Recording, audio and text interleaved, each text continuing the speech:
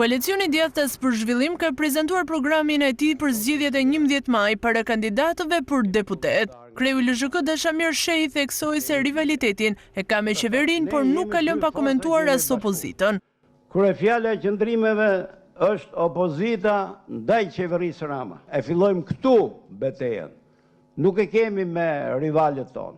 Njerë në ndanë përqasja ndaj demokracisë, ndaj lirisë, këto bën një ligj me listat mbyllur, e bën për t'i heqë një shansë madhe opozitës shqiptare, e bën për eliminuar praktikisht dhe rivalët e vetë politikë.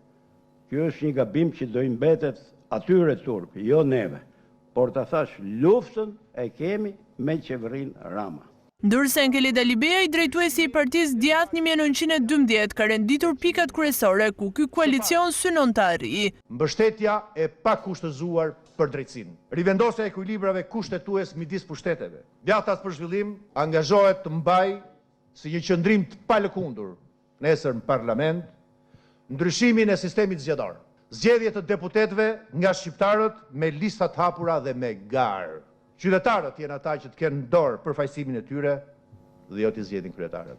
Përfaqësuesit e koalicionit Djathtas për Zhvillim thanë se në fokus të programit është industrializimi i vendit dhe investimet në bujqësi.